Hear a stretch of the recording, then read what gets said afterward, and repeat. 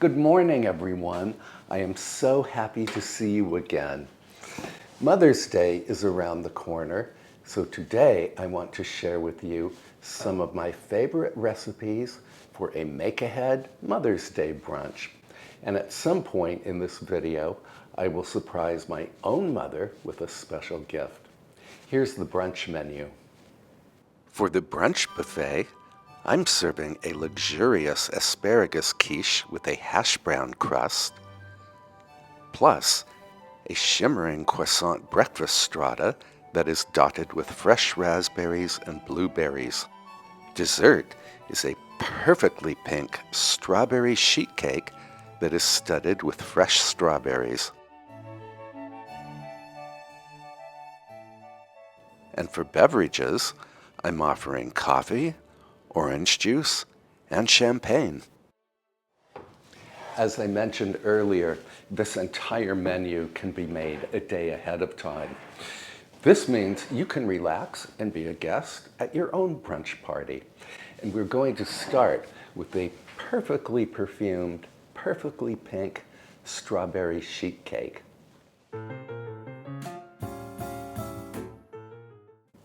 Now, I will post the recipe that I'm following in the description box below. And in order to see the full description, you simply click on the title of the video. I can tell you right now that my brunch friends went positively wild over this cake. To make it, first trim and slice 1 pound of fresh strawberries. You can slice them as thinly or as thickly as you like. Then transfer the berries to a bowl and toss them with some sugar and freshly squeezed lemon juice. Set the bowl aside while the berries exude their juices. To make the cake batter, first lightly grease a 9 by 13 inch baking dish. Then combine flour, sugar, baking powder, and salt in the bowl of a standing mixer. Add softened butter to the dry ingredients and mix on low speed with the paddle attachment until the mixture turns crumbly. One at a time, beat in 4 large room temperature eggs.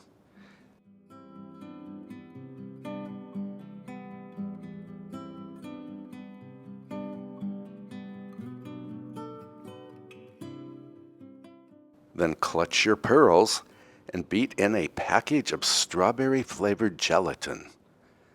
The gelatin makes this cake uniquely wonderful. Also beat in some avocado oil and some plain water. Add about half of the strawberries, there's no need to be exact here, and mix until thoroughly combined. Pour the batter into the prepared baking dish. And then this goes into the preheated oven until the cake puffs and a skewer inserted in the center comes out clean. That takes about 40 minutes.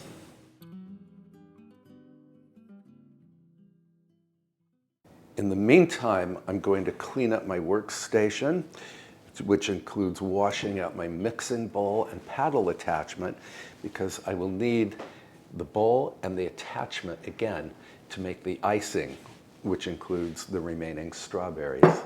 And for the icing, I need about 4 cups or 454 grams of confectioner's sugar, but I'm going to start with half that amount. And to the confectioner's sugar, I'm adding 113 grams or 8 tablespoons of room temperature butter.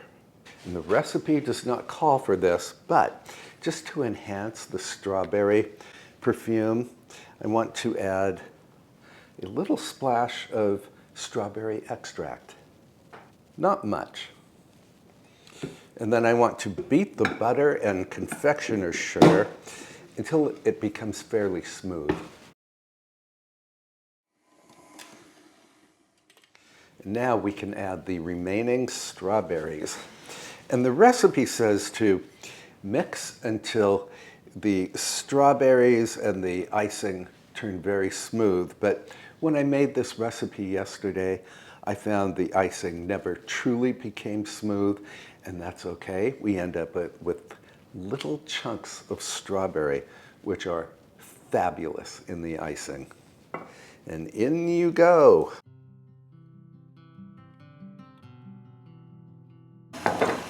Oh, forgot one thing. I need to add 2 more cups of confectioner's sugar.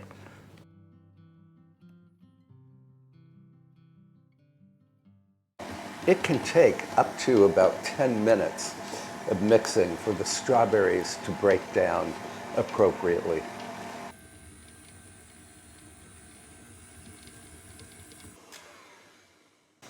I also want to add just a tiny amount of salt to balance out the sweetness of the icing.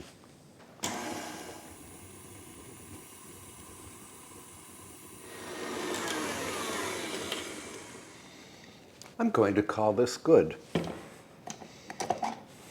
Rather unusual cake recipe that is also unusually delicious. And then we need to pour this icing right over the still warm cake so that the cake can absorb some of the icing.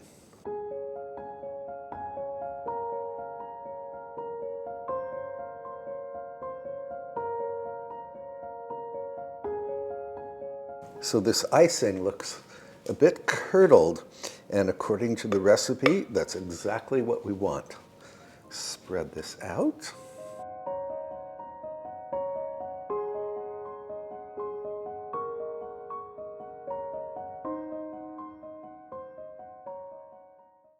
We need to let this cake cool completely to room temperature, and then I will cover the cake and pop it into the refrigerator overnight.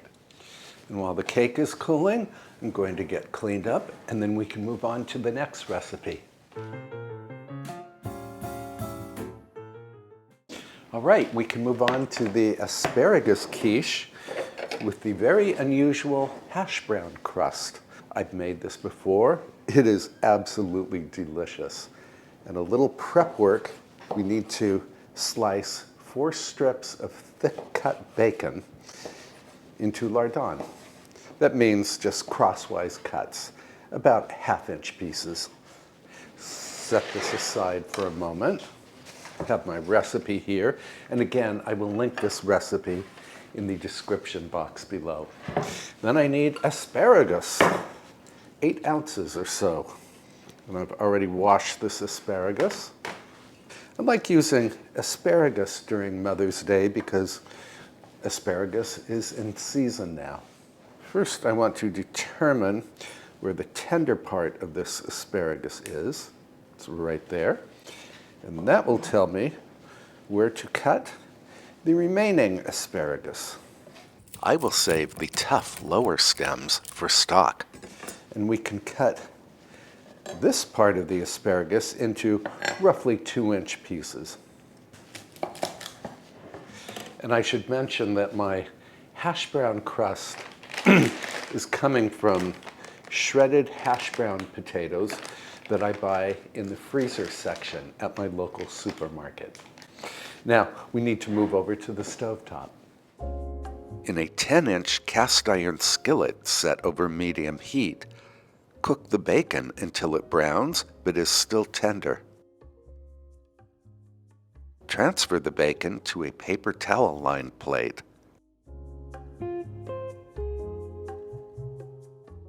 Add the asparagus to the skillet and cook the stems just until they begin to brown and soften slightly. Use a slotted spoon to transfer the asparagus to a bowl. Now add the hash browns, bacon, and a pinch of salt to the bacon drippings in the skillet and give them a quick stir to mix.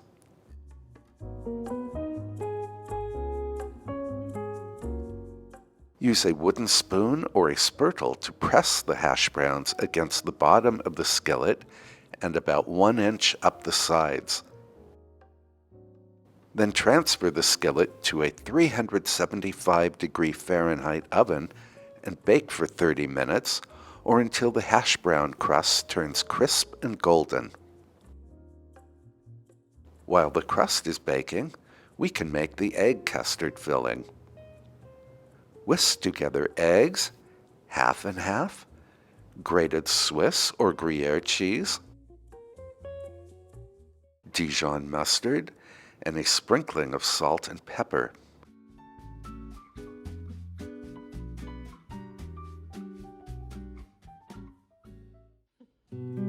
When the hash brown crust is done, scatter on the asparagus and top off with the custard mixture.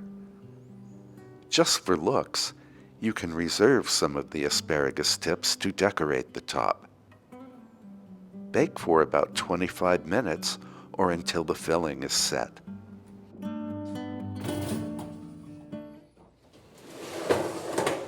Well, this quiche does look gorgeous. What I need to do now is let this cool completely to room temperature. Then I will cover it, pop it in the refrigerator overnight, and then tomorrow I will warm it up in the oven shortly before brunch time. So we can move this aside and get cracking on the third recipe.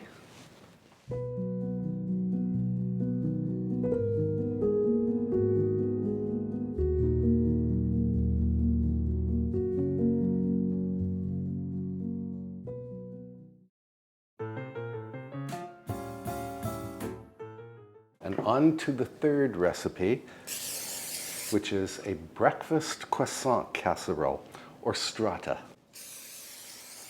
Just lightly greasing in 9 by 13 baking dish. And then I need croissants, 5 large ones. And I'm going to roughly tear up the croissants and just throw them into the baking dish. A fun job. This is such an easy dish. I'm pretty sure that a relatively mature 5-year-old could make it. I know I was making dishes like this and even more complicated or slightly more complicated by the time I was 8 years old. I started cooking at a very young age. And that is because my mother allowed me to do so. I was interested in food, interested in the science of cooking, and I loved to eat, and still do. And I would like to tell you that these croissants were baked by me earlier today, but in truth, they were purchased at the local supermarket. And there we are. And then we need a custard, which begins with 4 large eggs. And yes, I do realize that we are using a lot of eggs today, but this is a brunch.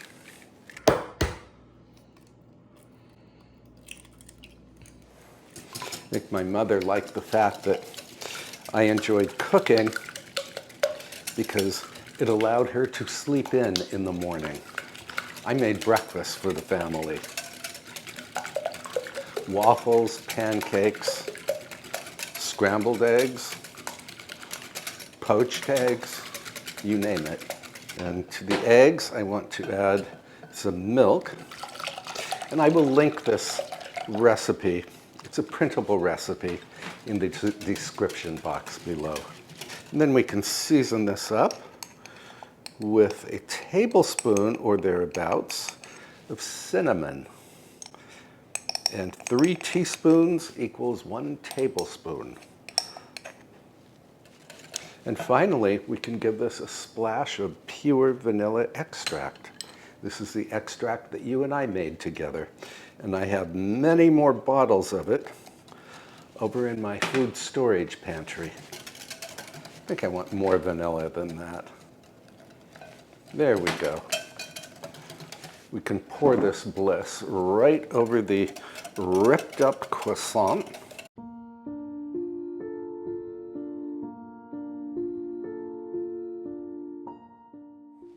Then I want to give this a good mix just to make sure that all of the bread in the dish is nicely coated with the custard mixture. Now, I need to cover this dish and then pop it into the refrigerator overnight so the bread can really soak up the custard. And then tomorrow, we will bake it off shortly before brunch time, and we can decorate the strata with blueberries and raspberries.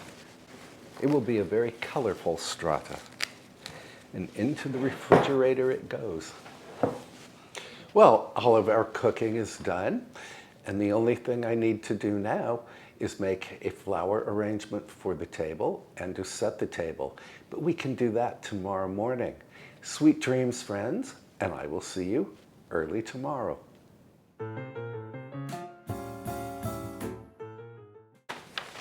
Good morning, everyone. I went to the flower store bright and early today, and I picked up these flowers. And then I went to the supermarket and I picked up this fruit, which I don't know if you can see over here, but I have grapes and apples and oranges. And here is what I am thinking for a brunch centerpiece. So I will use this tray, use this soup tureen for the flowers, and then I can put fruit on either side. I think that might look rather nice. We can move this out of the way. And I'm so glad that we did all of the heavy lifting yesterday, meaning all of the cooking, because the only projects I have to do this morning are the fun projects.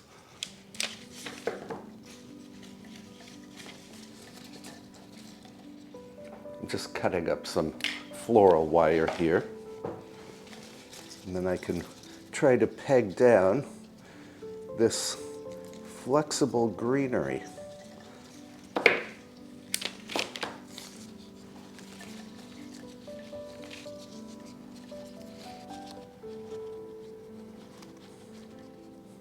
So I'm trying to make a low arrangement so that people can see each other across the table.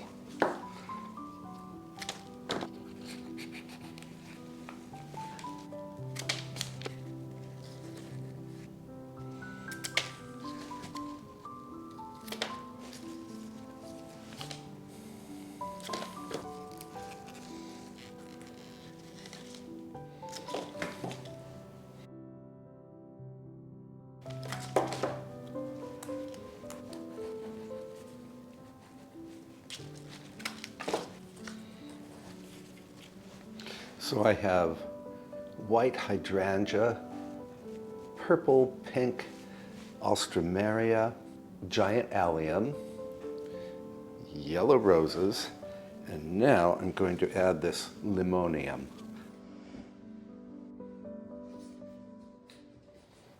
I think this looks quite nice, actually.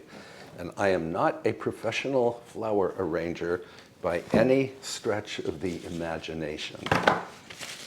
I just enjoy making flower arrangements. Let me get this cleaned up, and then we will put the centerpiece together. So let's go set the table, and I will arrange the fruit on this tray once the table is set.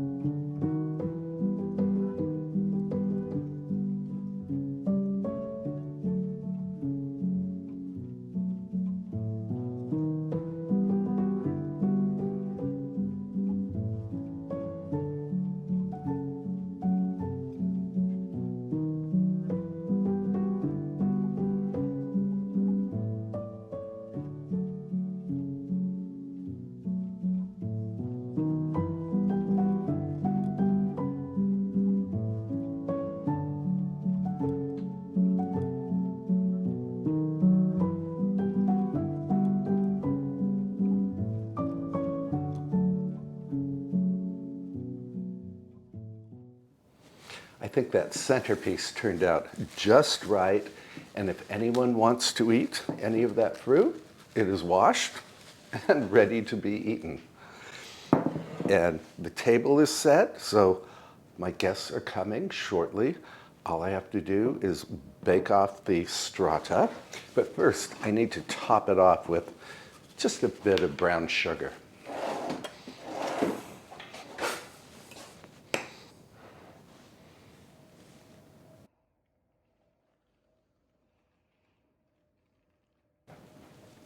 My oven is preheated to 375 degrees Fahrenheit or 190 degrees Celsius. And this will go into the oven for about 20 minutes. Then I will decorate the top with raspberries and blueberries. And here is the gorgeous asparagus quiche with the hash brown crust. And all I have to do with this is warm it in the oven because we already cooked it off yesterday. And I have my oven, my lower oven, preheated to 350 degrees Fahrenheit or 180 degrees. What's up, Avery? 180 degrees Celsius. And this will go into the oven for about 15 minutes, just to warm it through. And I want to cut this gorgeous strawberry dessert into squares that we can put on this platter. And then I will decorate the platter with some fresh strawberries.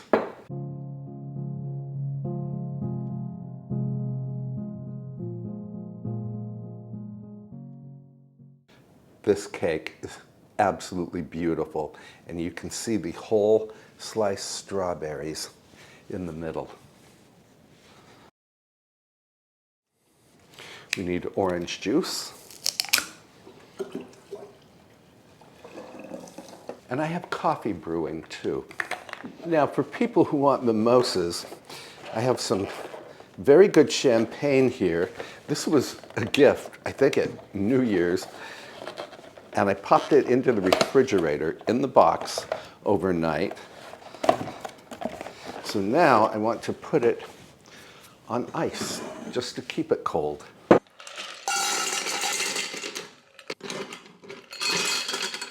These will go on the sideboard.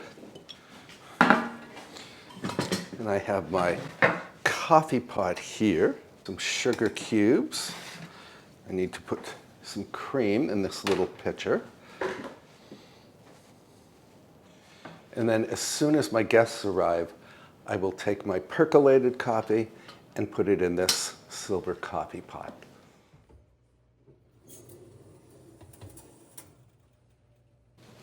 This strata has puffed up beautifully, and it has a wonderful caramelly scent. That's from the brown sugar. I want to garnish this with some fresh raspberries and blueberries. Now you know I have to try just a tiny piece of this strata. And my guests fully expect that when they come here to eat, if it's a filming day, that there will be a piece of their food missing. The croissant has really soaked up that beautiful cinnamon custard.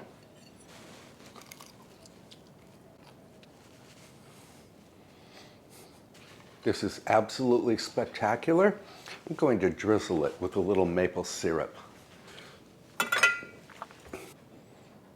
And the syrup will make the whole dish shimmer.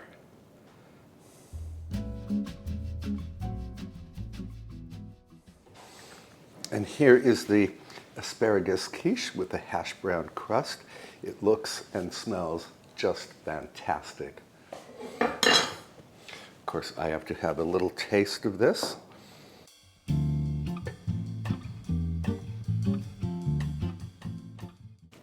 Oh, the hash brown crust did become crisp when I rewarmed the quiche.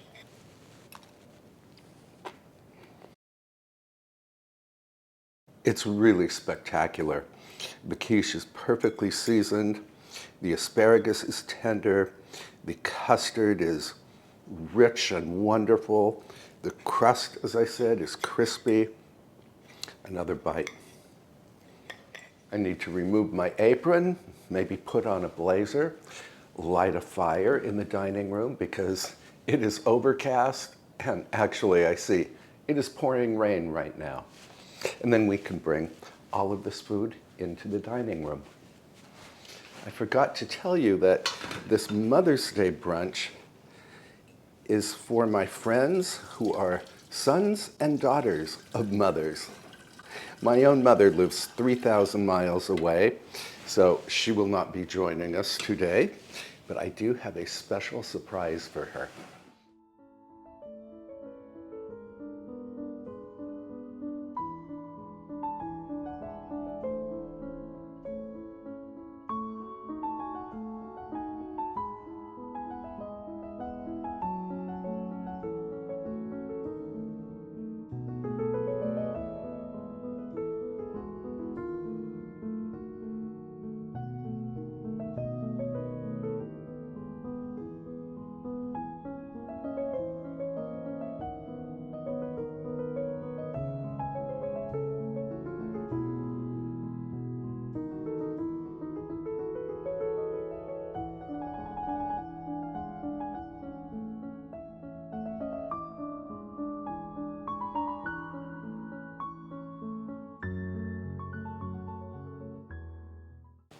I forgot to try a piece of this cake for you.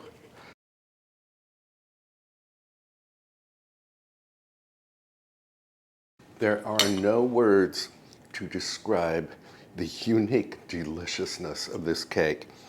And I absolutely love that there are whole sliced strawberries in here. This is really wonderful, my friends.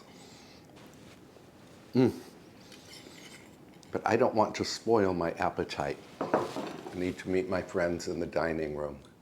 Thank you so much for spending time with me as we prepared this simple but delicious Mother's Day brunch party. I can tell you that my guests thoroughly enjoyed everything about the brunch. They loved the asparagus quiche with the hash brown crust and the strata, and they went wild over that dessert. I can't tell you how much of that dessert I've already enjoyed. If you enjoyed this video, I hope you will give it a thumbs up, and please post a comment below because I always love to hear from you. And let me wish you all a very happy Mother's Day. Speaking of which, I said that I have a special surprise for my own mother, and we're going to insert this clip at the end of the video. So let me say goodbye for now, and I will see you in the next episode. Cheers, friends.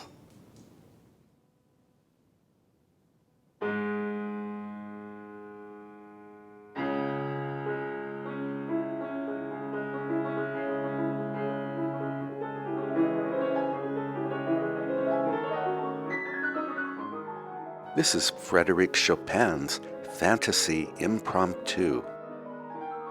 My mother requested that I play this for her on Mother's Day because she loves the slow, melodic middle section of the piece.